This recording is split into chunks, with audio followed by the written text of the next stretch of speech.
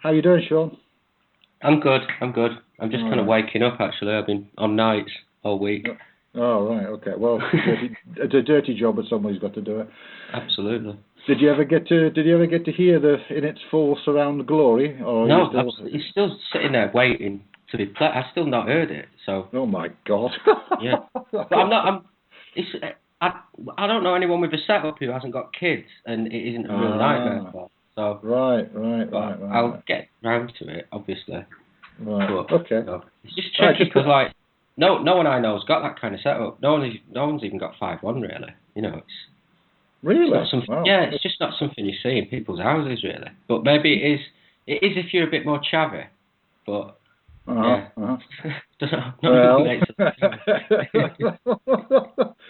Well, but it would just be interested to hear what you made of it all. Now that it's finally done. Absolutely, I'm sure. Yeah, totally. Well, I'm obviously keen to hear it, but it's just a bit of a technical barrier, as it were. Right. Well, it's been there was one website where people were sort of trying to work out who did what bit, which was actually quite funny. So yeah, I don't know. Those discussions are a bit weird, really. I think it's like, and I think also it's slightly they're getting trolled a bit because we're massively deferring to you. I think on all three releases, and I think that that winds people up because we're the ones with the profile. So that's where all the expectation is, if you know what I mean. Yeah, I know. But it's a lot of fun now, I think. Oh yeah. I mean, it's taken a long time, but I suppose we can say we've savoured the experience or something. Yeah. Good way. But you're still busy then, or what? Yeah, I've been programming all year. I've just started building tracks about a month ago, which feels good actually to be in there. But yeah, it's going well. It's just I really needed like a year just to program and not do any music. So that was kind of strange, especially towards the end of it because I was getting proper itchy. But yeah, it's good now. I'm kind of reaping the benefits. So good for you. Yeah. I saw a weird thing the other day. I saw this Darren Brown program, which was in Todmorden of all places. Oh shit! I'd have gone to that as well, just to troll the guy because he's such a faker, Yeah. But it's John Lacey lives there. My very good friend John Lacey lives there. So it just sort of reminded me that I have actually been promising to go and see him for ages and ages. So if I do that, I've also got to go to a couple of other places. And I thought I might pay you a visit. That'd be fucking brilliant. If you definitely, it'd be really good if you were around. I mean, that's such a rare thing, really. So, absolutely. It's as my father would say, as rare as rocking horse shit. Andrew in the UK, quick, get camera out. The documentary crew's coming out of the woodwork and everything. Oh, God. Well, anyway, but okay. Well, you sound good. So, I mean, even if you've just woken up, you still sound good. And so do you.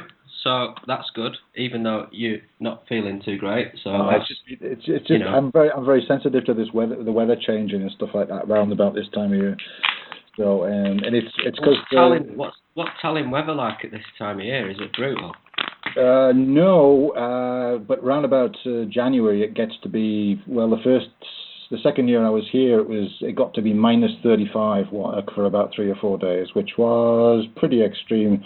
I mean, people were being warned not to go out. Kids are supposed to be not going out because their eyes might freeze and stuff like this. So that's.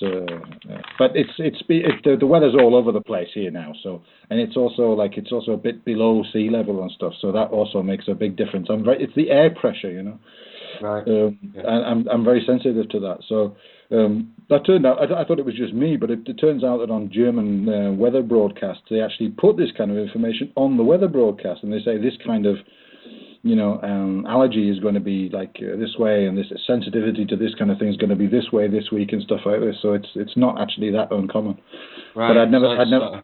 Yeah, we have pollen count over here. That's about as advanced as we get. Right. Yeah. But I mean, so you've so you a solid year programming, yeah? Yeah, more or less. Yeah, It's my God, quite the learning curve, yeah. I mean, because I haven't done a great deal of DSP programming before, so I've done bits, and I've got proficient, but I wasn't doing stuff that was at the kind of level that I thought that it should be at. Right. But I'm kind of there now. I'm doing more interesting stuff than anything that I can do with commercial software, you know.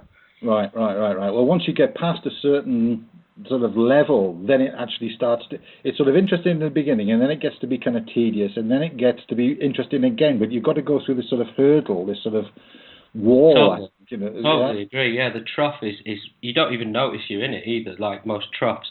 So you kind of like you're just thinking, you kind of that, like, mentally for me it was more like a kind of light at the end of the tunnel thing, where I was thinking, oh God, I hope, but I couldn't see how far away that was or anything. Like I was just kind of aware that at some point it'd become easier. But what gets me is that even building the most simple things,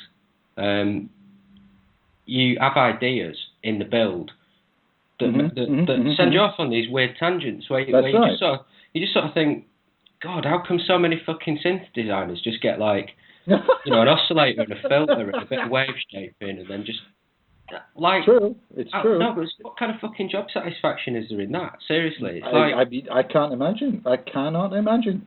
And it's like it's always 500,000 of the cunts out there all doing the same. Well, I've been looking at doing some iPhone and iPad things and whatever, and just looking through the stuff that's actually produced is like your heart just goes down. You know, I mean, when you look at this sort of stuff and you go, but this is Hello World again and again and again and again and again. You know, totally. Learning in public.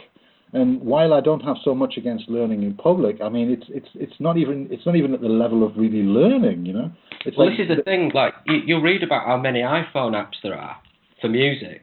Yeah. You know, and it's like, well, if they're all the same, is that such a good thing, really? No, I mean, exactly. You know what I mean? It's mad. It is absolutely mad. But it seems to be just that the very least that people can get away with.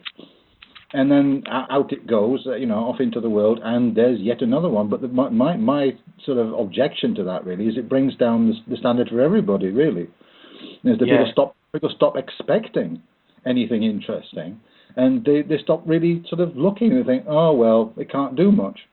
I mean, in some ways, I find the whole iPhone and smartphone dev thing kind of exciting, because it reminds me a bit of sort of early to mid 80s, the sort of Spectrum games, and the fact that there was like, it was such a kind of level playing field that it meant that it was ideas won out basically.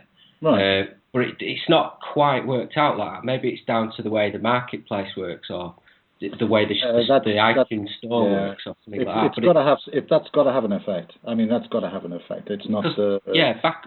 Back in the day, you'd get a game that was like a fresh idea and everyone would be on it. Whereas now, I find an iPhone app that's a fresh idea and it's buried, and I'm just lucky to have found it at all, really. So it's kind of weird. That's what I've been looking into, is just basically not playing that game and just sort of setting something up. And I'm still sort of getting everything together to sort of like do it. And just the best way to do it, and to make it so that it's not going to be something that sort of somebody opens once or twice and then goes, well, yeah, it's something that can actually be quite useful, something that can actually sort of do something, rather than just be something that's sort of like, I don't know, more using up more muscles on the thumbs or something. I mean, or a kind of little amusement that just gets put away straight away. I mean, that's what a lot of them are for me. I'll download them because it's partly that it doesn't help that they're like £3, or that's like the maximum I'll pay for an app on there. It's like £3, and that would be for like a really good one.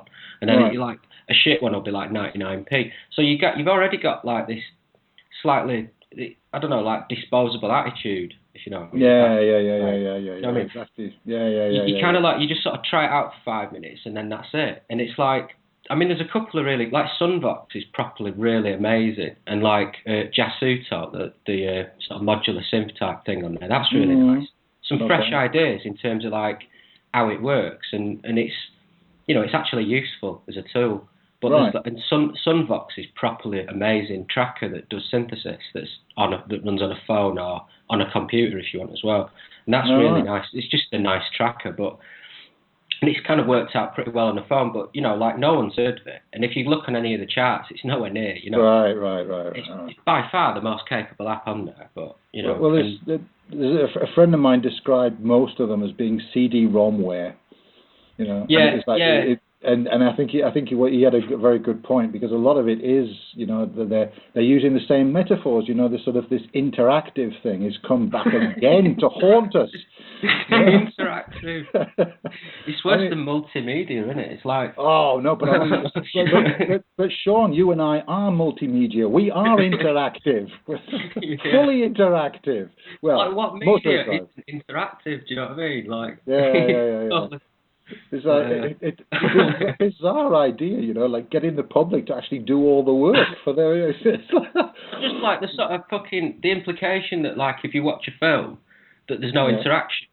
You know, like that it's just pure, like you're just pure receiving.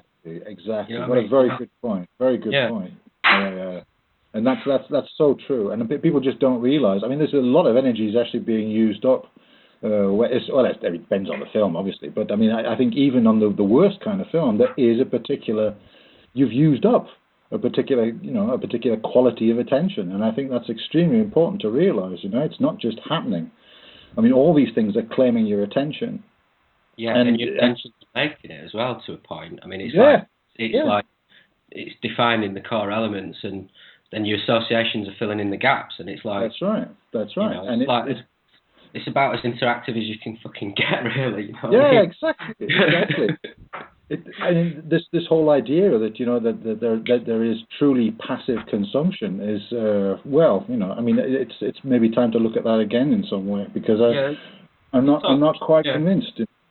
Oh no, I mean, like, as a kid, like, my only proper source for info that was outside my social group was the TV and bits off the radio, but mostly the TV. So, like, you know, all my ideas and who I am and everything comes from that. It's not a total one-way process. You know? No. And I think people have been told this for years and years, and they just ended up believing it.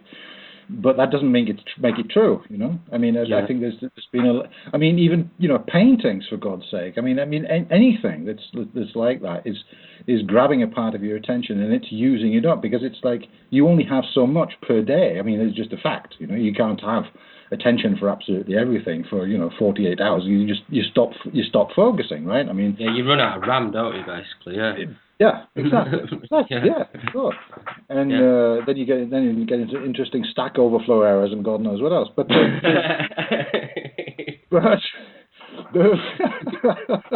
leakage in my case. It's all leakage. Yeah. Is it? Oh no! Unlink. No. But the thing is that when people are told this, then they're being sort of, I don't know, they're being robbed in a certain way, because they're not being treated as if they're capable of recognizing something which is going on. And I mean, I think that's also part of the whole this kind of push that everybody's got to have one of these things now. And it's like, as we said before, you know, that the level of these things, when it comes down, I mean, everybody's going to start thinking that all these things can do is, you know, a few, as you said, in entertainment things, and that's basically make a few phone calls and browse the internet, and that's it. Yeah, like the popular music apps aren't the useful ones at all. They're the ones that grab your attention and are fun for 5 minutes. Mm-hmm. You know. Yeah. So, or they're the ones that are like, there are a few successful ones that are so simple, so pared down that anyone can use them. Exactly. Yeah. And you kind of that to me, that's another type of problem area. You know what I mean? It's like talking down to people. It's a bit like, it's not really going to get everyone anywhere if everyone's just got like 9 drum pads with a bunch of shit drum sounds. Oh God, heaven forbid! Oh my God! Oh God, I see. But it's not. It's. I mean, it's interesting that you spent all this time with programming and stuff. I mean, that you also see that thing, because I mean, it's a while since I've actually done any proper programming. But I'm sort of starting to come back to it to do these iPhone, iPad, whatever, Android, whatever these.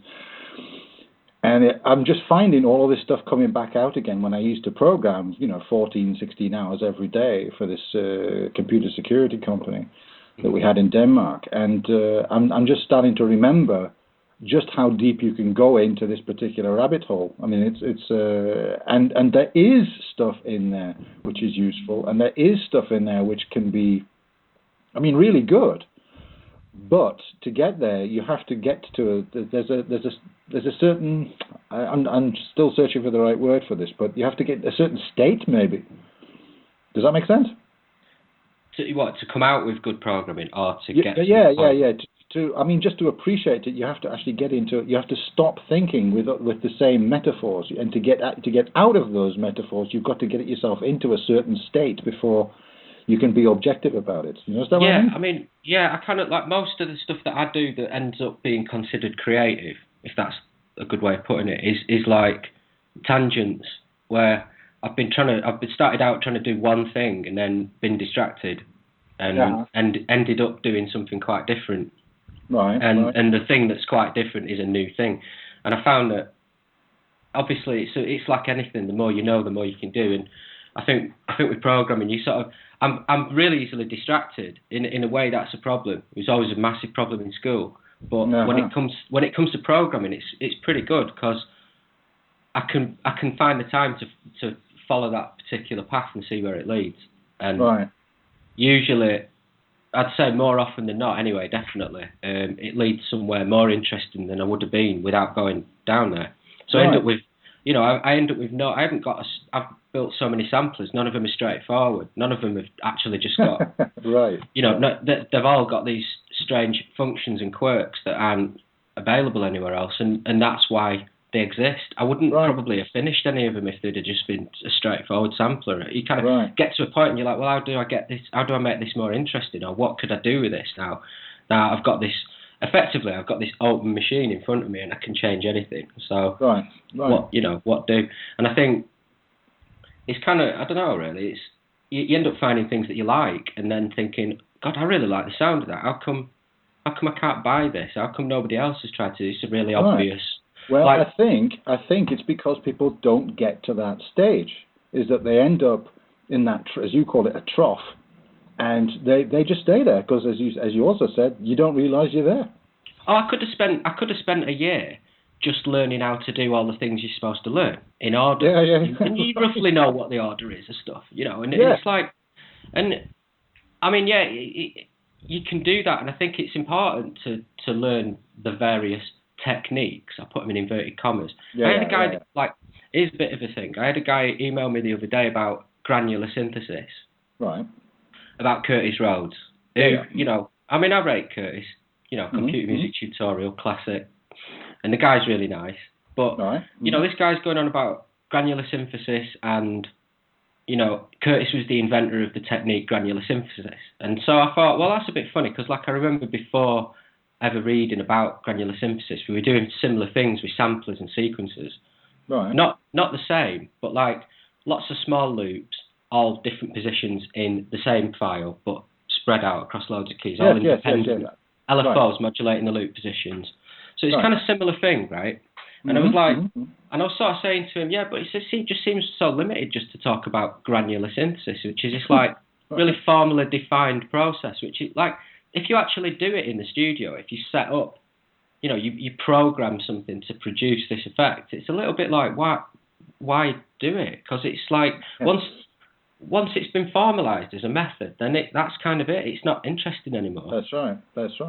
And I'm sure. I mean, and I did this, not so much with the music stuff, but I did it with, and this is one of the problems of procedural programming, is that you end up with this kind of stuff happening. Is that people they've invested so much time and so much effort in learning this particular thing, that becomes their reality, and they won't see it. They will not allow the accidents to come in, because they've been pressured so hard to keep them out. If you're easily distracted, you've got a blessing in disguise, of course, because then you're going to be interrupting what is basically a procedural process, and you're going to be able to get out of it, or at least that's how I'm imagining it is, right? Well, even using object-oriented programming is limiting in its own way, because it forces you to encapsulate. That's constantly. right. Yeah. It's like even if you even in the sort of Max MSP world, there's a big emphasis from the kind of learned sort of members of the community, if you like, that you should encapsulate constantly. That's right. So everything's becoming modularized, if you like. Yeah. That just reduces connectivity, basically. Of course. You know what I mean? Yeah. Absolutely. Yeah, this used to drive me absolutely bonkers. Yeah. I mean, I don't mind doing it. I'll do it occasionally, and I do it where it's convenient, but I don't want to have to do it all the time just to make the patches presentable, if you like. Right. Because it's still doing the same process if it's all on one sheet, and it's just that way I might be tempted to connect something to something else that normally I wouldn't consider doing, because I think once you created an object or a class, that's kind of it, you know. And you have to then make another one if you want it to do a different thing, and that, to me, that's not really that flexible, you know. I mean, to duplicate and modify all the time, that's a little bit more like it's a bit more like traditional music composition, really. Right. And it's kind of a bit. This is the wall that me and this creature called Antiope, if you remember. I remember Antiope. Yeah. She, he, it, and NN, whatever, you know. I mean, it goes on and on. But that was part of the problem. I mean, that I'll use we, but came up against was these protected Java classes where they're just basically black boxes, and you couldn't find out what the hell they actually did. And it turned out, by reverse engineering them, that they did all sorts of incredible things. They did all sorts of wonderful, incredible things, and they were all not being used. There was no API, there was nothing written down, no documentation for all these hidden functions and properties and stuff that was stuffed inside these classes and encrypted. And it was me that reverse engineered these things, and then we did the QuickTime libraries, the Apple QuickTime libraries, to find out what QuickTime could actually do. Because apart from just playing a movie, is like, well, you know. And then we found out, or I found out mainly, that it could do all this stuff, and that's what became Jitter.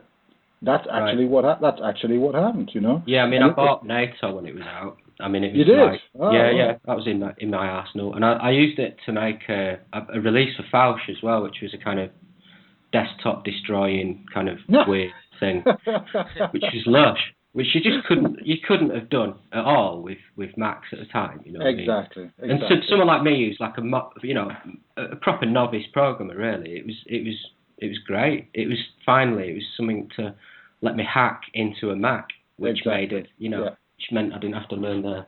I find it very difficult to imagine somebody doing anything as crackers as that today. I mean, it just seems.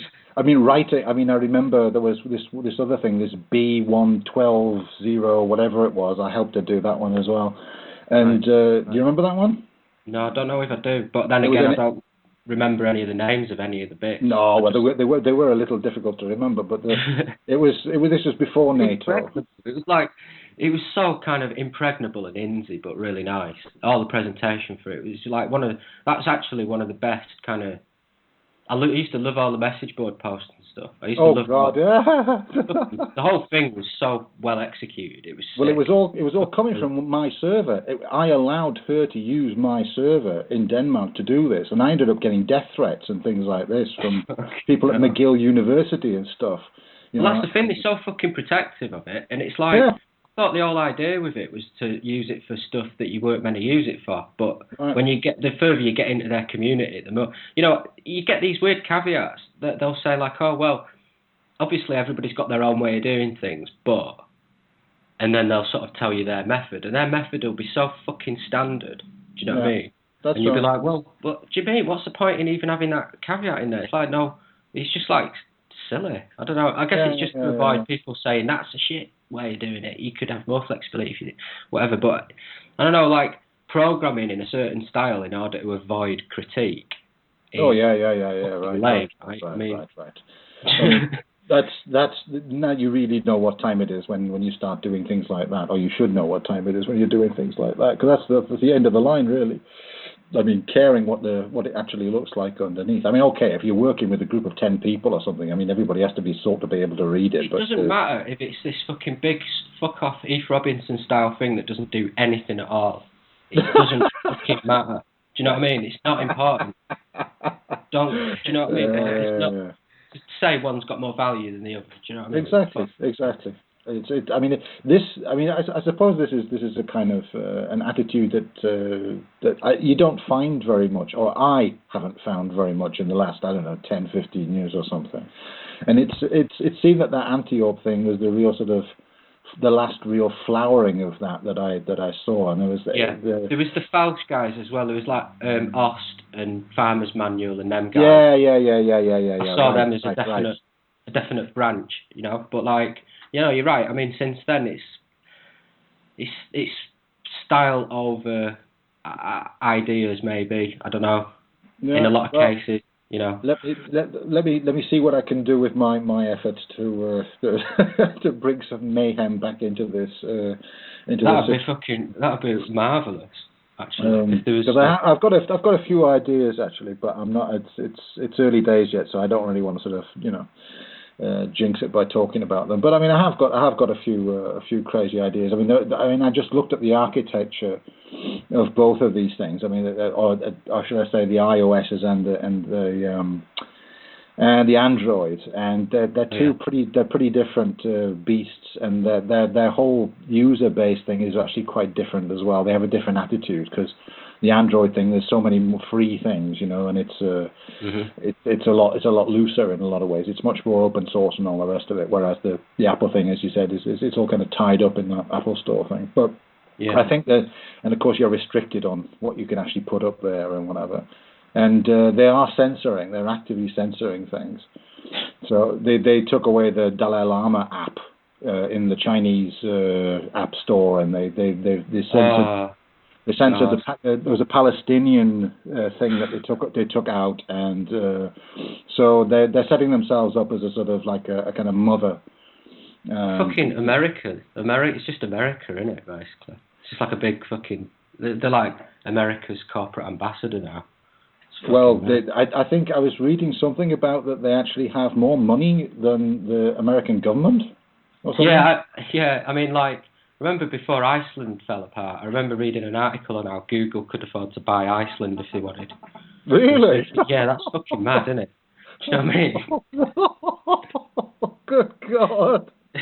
Well, it wouldn't be much a bargain then, but yeah, well. I think, yeah. Now they've got all this geothermal power and stuff like this, so Iceland is amazing at the moment. I think, like, unreal. It's not getting any press in the UK either, which is funny. Really. Yeah, you know what's happening there, right? I mean, you must do. But, I mean, it's just crazy because it's just not... There's just been no fucking mention of it on the news. Massive news blackout on it because I think they just don't want loads of other people doing the same thing because it fucked the bank so badly, you know. Well, the funny thing about the whole thing, I lived there for 12 years, and the funny thing about it was that when I first moved there, it was a completely flat society. So there was basically like no pyramid thing at all. There wasn't an upper class, lower class, middle class. There was none of that at all. I mean, the president was in the phone book. Right. You could literally go and knock on the door of the president or anybody in the cabinet, and they'd answer the door. And you know what happened? The start of the really kind of, it's a very corrupt country anyway. But the thing that really sort of broke it was when the greed really started was that they showed a television program. This is true. They showed a television program on the national Icelandic television about the Medici family, and all these people from the same family who own Icelandair, which is the only profitable thing on the entire island. They looked at this television program and they went, "Hey, we could do this." So overnight there was an art market was created. There'd never been one before. Nobody had ever been paid for a painting in Iceland. And so overnight, everyone became an artist. Everybody and their granny.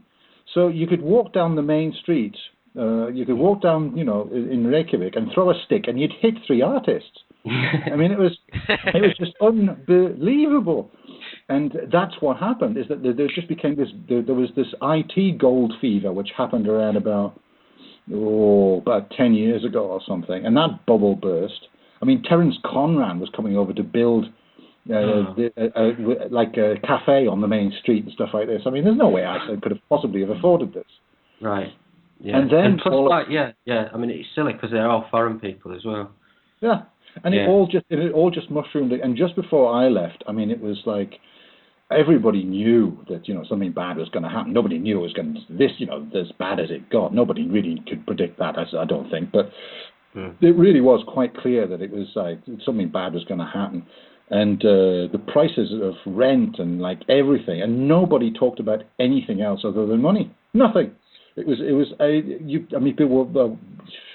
I must run. I've got to go to this other job and all the rest of it. And it's weird because it's such a small society. I wouldn't have imagined it had changed that much. Do you know what I mean? They're usually fairly resilient to that kind of. Or maybe not. Maybe I got no, but the thing is that Icelanders. I mean, there's an old joke about them. Is that Icelanders would live in a cardboard box if they had to, but it would be the best equipped cardboard box in the world. Every single Icelander has got an electric back scratcher somewhere in their cupboard. Everybody's got a Clairol foot spa. Everybody's got all these things which they've just got to have the latest gadgets. Right. They've just got to have them. And they are very much... I mean, the thing is that, because Iceland's, in the middle of nowhere, and to get from there to anywhere, you have to... it takes at least 3.5 hours to get anywhere. And so what they do is they go to the airport and they arrive at the airport at 4 o'clock in the morning. So what do? Start drinking. Why? Because it's cheaper there. Not because they want to drink. It's because it's cheaper. Fucking man. And this is the mentality, is that they've been trained for such a long time that of scarcity. That's the really big thing. That's like you get this with your mother's milk in Iceland. That there's not enough to go around, and there may not be anything tomorrow. So grab it now. That's the biggest fucking lie at the moment, is this thing that some people, for some fucking stupid reason, think that overpopulation's still an issue, even though for like 15 years it's been gradually slowing down. We reckon it's going to top off at about 9 billion. More than enough stuff to go around. Right. Like, it's just like scarcity is basically created, isn't it? By companies who want to rinse you for cash. I mean, it's like the whole energy thing's a massive fucking con. Like this whole pro or anti, like everybody arguing about the ecological angle, getting it wrong, because the whole point of it is that, like, if energy becomes really, really cheap, how do you make money from energy? You know what I mean? That's the only reason that we don't have free energy. Because I mean, you could just have wave power in everyone, but you only need apparently 0.2% of the kinetic energy available in ocean waves would be enough to give us all the power that the world needs at the moment, like all of it, even for chucking people around on planes and stuff. And I was like, well, I don't know, it's like, obviously, well, that's why scarcity is kind of artificial. Do you know what I mean? Yeah, exactly. It's not a real thing anymore. They have to enforce it, This is why Iceland's a very interesting case, is because everything's so concentrated there. Like, they have everything, but there's maybe only one person that does it. So you've got, like, there'll be a surrealist, and there'll be, a Dadaist and stuff like this. It's just it's extremely concentrated. That sounds like a small northern town as well, to be honest. I mean, yes, very, very much so. Very much so. I mean, apparently on the Faroe Islands it's even worse, but my experience is with Iceland, obviously. But there is a real... I mean, that's why it was... I mean, it's changed a lot. I mean, I haven't been there for quite some time now. And I understand. I mean, I'm still in contact with a few people in Iceland, and they tell me that it's just not the same place that I went to. When I first moved there, you couldn't pick up a telephone and order a pizza, and now it's almost difficult not to. I mean, they have these pizza wars, when you every morning your mailbox is stuffed with like 20 different companies trying to get you to buy pizzas and stuff, and it's like now a small town in... I mean, Iceland is basically now very much like a small town in the US.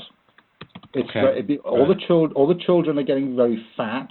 They're wearing American clothes. They're starting to use American expressions, not English expressions. They're all watching American television. The Americans left because there was a huge American base there. And the government begged them to stay, and they wouldn't stay. And they even let this guy off murdering somebody on the streets of Reykjavik, just so that the American government would reconsider that not to leave, because they were a huge source of income because of all the shipping and all the airspace and all the rest of it. Right. Yeah. So, and basically, 3 families ran off with all the money and just left everybody there, you know. But this is also, you can trace this directly to this idea of scarcity, because the Icelanders will definitely take £3 now rather than wait a couple of days and then get 300. Right. They say that Icelanders don't drink any more than anybody else. They just drink it all at once. Yeah. People want to like outside Iceland are quite keen to accuse them of gluttony because it makes them feel better. Yes, of course. You know what I mean? It's kind of, I read a lot of that. But I mean, you know, the guys used to go, the men used to go away on the boats, and basically it was those seas are pretty dangerous, and they didn't know whether the men were going to come back or not. I mean, there are still to this day, I don't know, because there's been a lot of immigration. There was a lot of Polish people went over. I think they've all gone now, but there was a lot of Polish people went over. But before that, there were something like 6 women for every man on the island. So and the first woman president in the world was there. Okay. The first parliament was there. You know, I mean, these people are not. Yeah. They called it the Alþingi. It's called. It was the very first parliament in the world, and they're not backwards and coming forwards. You know, I mean, they really aren't. And yet, at the same time, they've always been told that there won't be enough. And they had this. I remember the first time I heard about Iceland was the Cod Wars, was when Britain and Iceland were at war with each other because of the fish. Now, but this I don't know anything about this. I've never even heard of that. There was this 1971, I believe, 71 or 72, and the British boats were coming up and they were cutting the nets of the Icelanders, and the Icelanders are coming up and cutting the nets of the English boats and stuff like this, and basically it's our fish. No, it's our fish. No, it's our fish. And there was diplomatic relations were cut off and like all this kind of stuff. And for Iceland, it was an extremely serious matter because, of course, that's all they got. Right. And this went on for quite some time. This went on for probably, now this is my memory, so we were all better off really, but about a year I think it went on. Right. It was very, and then the next time was, what was the next thing? Oh, that was Fisher and Spassky playing chess. That was the next time I remember hearing that now. And then there was Reagan and Gorbachev met there. But otherwise, you know, Björk is the only thing that's really put them on the map, you know. Yeah. And, I mean, that's also true. You know, that's also a kind of the Icelanders seem to think that you see, Icelanders aren't honoured in their own country, so you know you have to make it big outside the country before anybody will look at you in Iceland.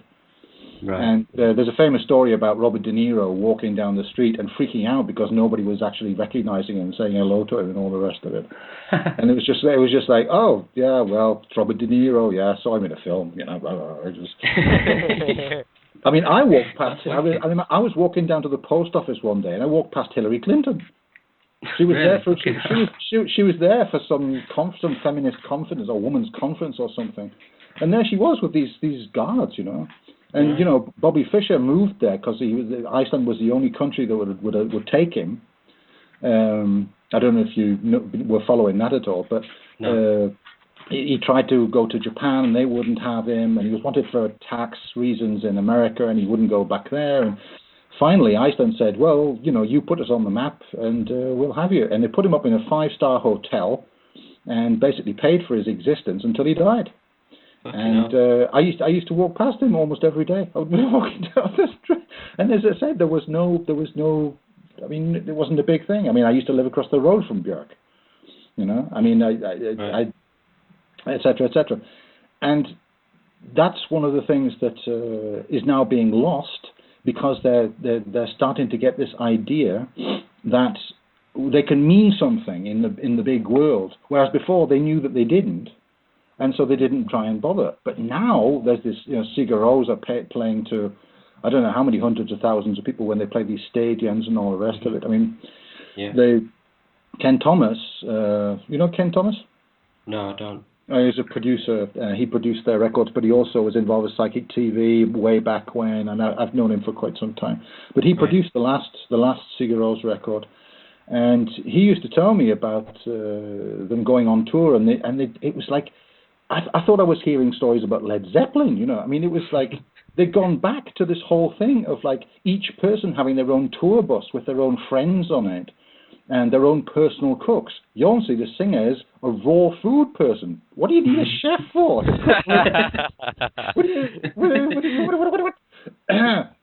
And again, it's this whole thing. It's like what they did was they put themselves into an enormous amount of debt by taking all these advances because they'd been raised on this whole idea of scarcity.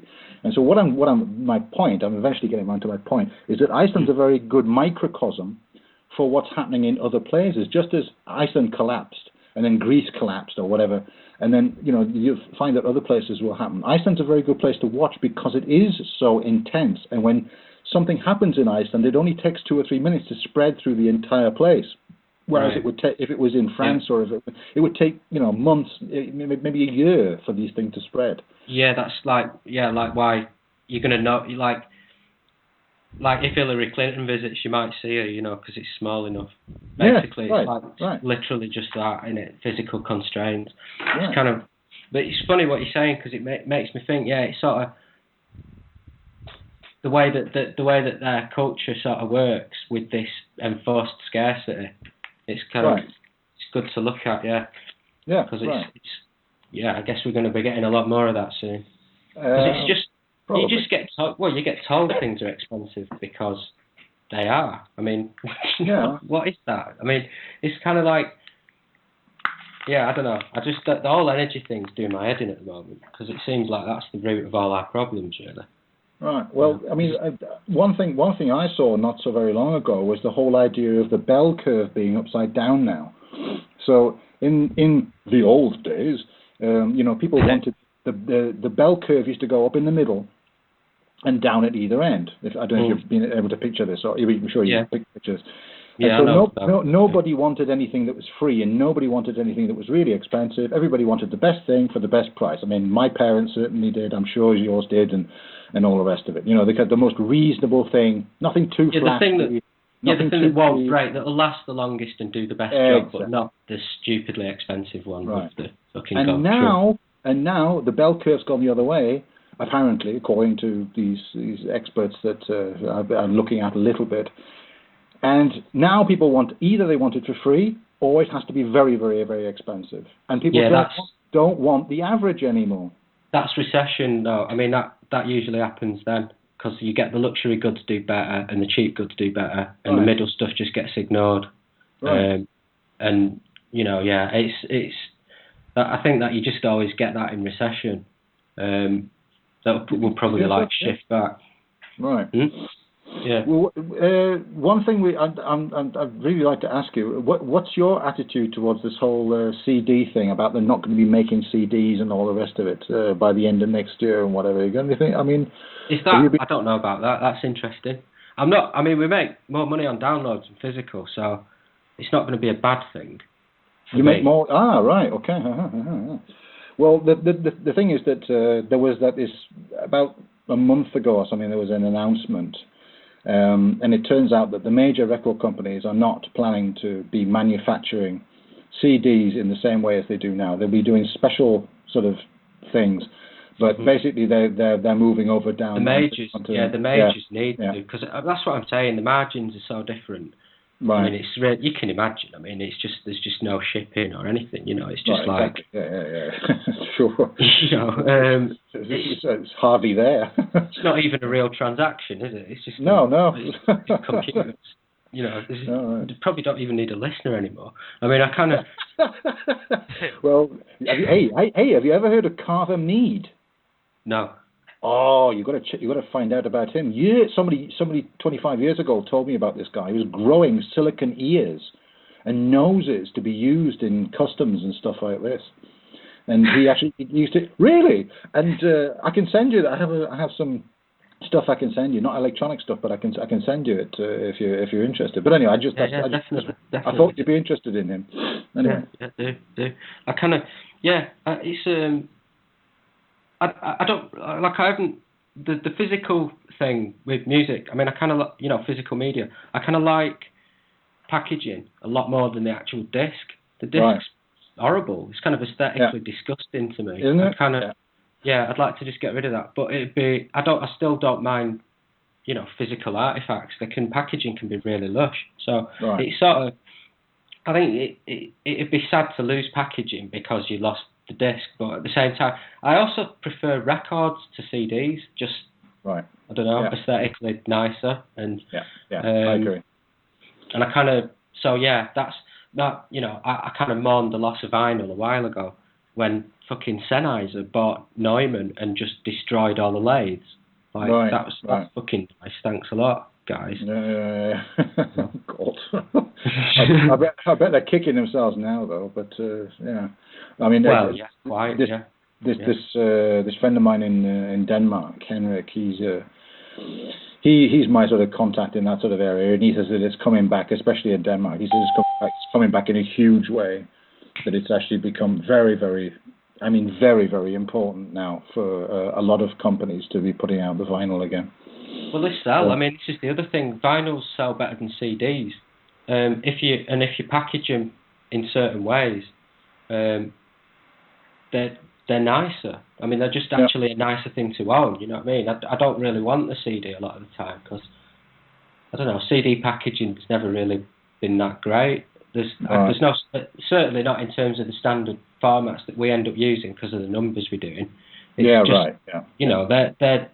nasty fucking things, aren't they? Really, every type of CG cakes is really horrible. Really, Whose great idea was that? Yeah, let's find him and I would give him a good talking to. But did you? What I was. I remember seeing, of all things, Tomorrow's World years ago, and they were actually considering 3 different formats, and one of them was actually a strip of card with a barcode, a very complicated barcode printed on it, and you fed it into this thing, and it was just basically a very small laser read the thing, and that was it. No motor spinning anything around, none of that kind of stuff. And of course, it was our old friend Philips, who are always first with the technology, but always the crappiest implementation. I've seen 2. Oh God, go on. Anyway, sorry, you just made me remember. And they said, stuff. "Oh well, we can't do this." The excuse was, "No, we can't make digital sound like this because everybody with a photographic darkroom will be making them." Fucking hell. That's got to be one of the best excuses I've ever heard. How many people do you know with a photographic darkroom that just happens to be lying around doing nothing, waiting to churn out bootlegs? Certainly I don't. This is pre-photocopier then, I guess. Yes. This is a long time ago. This is like 75 or 76. I remember seeing this on Tomorrow's World. Good with what's his name? Raymond, whatever his name was. Anyway. A couple of things on Tomorrow's World that never surfaced. One of them was he held up this thing that was the size and shape of a sugar cube and said, and it looked like it was made of perspex, and he said, in the future, you'll have 400 albums on something this big, and just held it between his thumb and forefinger. And there was another one where they said, oh, look at these speakers, they're powered by flames, and it was this thing, right? And I swear it was about a 6-inch globe, like a cage, mesh basically, sort of not that fine, but like a mesh. And inside it was a flame, and it was the flame was flickering, and sound was coming out of it. So I've no fucking idea what that was. Really like to know how that worked, but yeah, because really strange. I did a track which was about this thing about. It's called the Vowel Flame, and it was this flame which actually reacted to certain sounds. And it was this very mysterious thing that they used to use in Victorian times for seances and stuff like this. Okay, right. I wonder if it's some sort of relative to that. Maybe. Yeah, I don't know. I mean, I guess a flame's going to show you. Maybe it was. I don't know how the fuck this thing was working. I seriously don't, because I saw it when I was quite young, and I didn't know any physics really. And I just looked at it and thought, it doesn't make any sense. How can a flame make sound? But mate, I don't know how. I need to find out what that was, but I'll probably never Find out. Yeah. Well, if you do, remember me, and I'll need to know that as well as soon as you. All right. Yeah. Big flame. So anyway, let me see now. Oh my God, we've been talking quite a long time. Okay, I'm gonna have to stop now. I really enjoyed talking to you, Sean, and yeah, it was a lot of fun, man. Yeah. Well, let's do it again sometime. But I'll be in contact. I'll be in contact, and of course, as soon as I know anything about coming to England, because I mean it's been such a long time since I did it, and I do. There's some reasons. This Ken Thomas, for example, I mentioned before, isn't very well, so I need to go and see him and a couple of other people. So I am going to come over. It's just a question of getting the money together, basically. And and England's not exactly a cheap place to go if you've been living in Estonia for a while. So that's true. But I'll let you know as soon as and do let me know if you ever manage to hear the damn thing as well. Yeah. Totally. Obviously, I will. Immediately that I've digested it, I'll be in touch. All right. Very good. Wicked. But we'll speak again in the near future. All right. Cool. Wicked. Look forward to seeing you, mate. Wicked. Keep well. Cheers. Yeah, all you right. too. Shut up. Bye. Bye. Okay, right, guys. So, yeah. Thanks very much for everybody who took part, which is mainly me. Mainly Sean and I, but. No, it's good. It's better. Very much enjoy the thing. And yes, well, I want to remind that we have to speak soon about the Russian stuff. In the next couple of days. Yeah. Okay. We can do this. It's just that I have quite a few things to sort out. I'll do your text. I'll be doing tomorrow, and okay. Just let me know what your reaction to that is, and then we can take that further. Oh, and yes. If that is actually John on there, which I think it might be, he can expect. He doesn't seem to be speaking, but I mean, he can expect some more text work as well. It is me. Thank you. Ah, right. Okay, there we go. All right. Yeah, looking forward to it. I like what I see so far. It's great. Thank you. You do? Yeah, okay. It's great. I'm trying to be concise, but I am finding myself running away at the mouth a bit. But you'll have to forgive that. No, do it. I'm not sure how I should be really pitching this, but so I'm just going to carry on and do it, and you can be an editor or something. I don't know. Okay. Because I think what I'm saying is actually is relevant to what you need, and I also think I'm not doing that bad a job of actually explaining it in a way that people will get it. I agree. So, okay, that's great. I'm glad. Nice to hear the feedback. So within, I mean, I'll send you a mail or something when I've put some more stuff in there, and I hope it's going fast enough for you. Yeah, actually, I get updates from Google. Sends something automatically whenever it's edited. So. Okay. All right. Okay, that's great. Okay, I didn't know, because you can set that yourself, can't you? That's right. Yeah. Yeah, I don't know. Yeah, you but can. Thank you. Yeah. Thank you. Okay. All right. Very good, John. And Alexis, we'll speak again in the near future. And okay. And whoever the other person is, thank you for joining us for this last few minutes. And we'll see everybody, or we'll hear everybody in about in a month's time on the 1st. In fact, this may work out to be that I might actually be in Russia the next time that this we do this. And so the 7th January is Russian Christmas time. So. Right. Well, that should be an interesting call. Yeah. So yeah. We'll see. We should that jingle, that jingle sound. we need to put video and everything on that, I think. So. Yeah, good. Okay, thanks very much to everybody, and cheers, hope you've enjoyed it, and I'll speak to you soon. Okay? Bye-bye. All right. Bye-bye. Bye.